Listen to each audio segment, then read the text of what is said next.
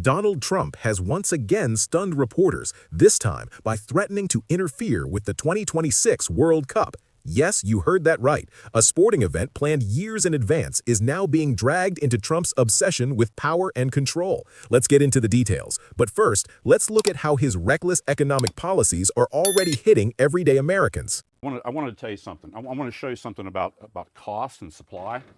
This is a chain. This spring, I had a chain go bad on my corn planter, okay? And so I went to John Deere, bought a John Deere part right here.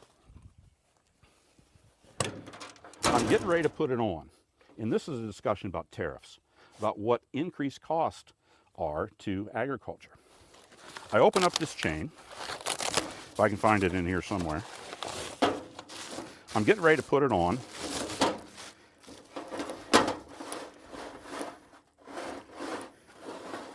I don't know if you can see this number right here. This A20505. That's a John Deere part number. A true John Deere part number. Maybe say it on the other side. I don't know. But looky here. Made in China. Made in China. I go to put this on. I'm thinking, you know what? I don't know what I paid for it. I just grabbed it and took off. They'll send me a bill. But I do know this, that I had to pay tariff on this thing. And that cost me more money. This is a genuine John Deere part, right from my John Deere store that I've dealt with for 4 decades, okay? China parts. That cost me money. That cost me money as a farmer. And folks don't realize of how many parts that we purchase are coming from overseas. You'll look at parts from China, of course, like it's a John Deere part, for God's sakes. Vietnam, which is probably a John Deere part, but being run through Vietnam. In other places. So when the president runs around and thinks he makes these trade deals or puts reciprocal tariffs on somebody, it's directly hurting me because that costs me more money. The proof is right here. This farmer's story is just one example of how Trump's tariff war has created higher costs for working Americans. And now he's turning the same heavy-handed approach toward one of the world's biggest sporting events. I think it's not. It's actually a very fair question.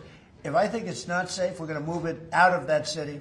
If, like the governor of Illinois, who is, look, last week, between last week and the week before, 11 murders, and 38 people were shot.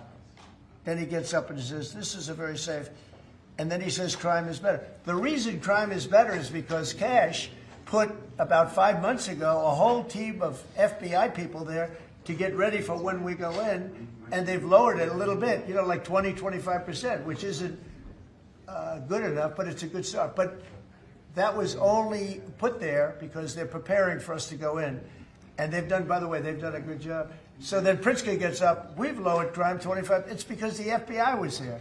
So, no, if any city we think is going to be even a little bit dangerous for the World Cup, or for the Olympics, where they have Olympic overthrow, right? But for the World Cup in particular, because they're playing in so many cities, we won't allow it to go to, we'll move it around a little bit. But I hope that's not going to happen, yeah. Reporters were left stunned. Trump claimed he might move World Cup games away from cities he considers unsafe. The problem, he has zero authority over FIFA, which controls the tournament. Even more bizarre, he cited Chicago, a city not even scheduled to host a single match in 2026. He tied his threat to crime rates and bragged that FBI teams deployed at his direction had reduced violence by 25%. It was a mix of falsehoods and exaggerations, but the underlying message was clear. Trump wants to use international sports as yet another stage for his political battles. Illinois Governor J.B. Pritzker quickly fired back, blasting Trump for inflating crime numbers and warning against any federal overreach into Chicago. FIFA has not issued a statement, but the spectacle raises real concerns. If the President of the United States threatens to undermine global tournaments with political interference, how does that reflect on America's ability to host world events?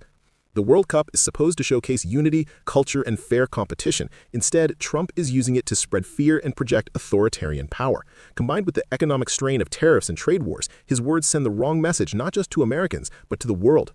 The bottom line, Trump is willing to jeopardize everything from farmers' livelihoods to international sporting events in pursuit of control. And the damage extends far beyond politics. It undermines America's credibility on the world stage. Thanks so much for watching. Don't forget to like this video, subscribe to Frontline Democrats, hit the notification bell, and leave a comment. Do you think Trump's threats to the World Cup could damage America's reputation with our allies?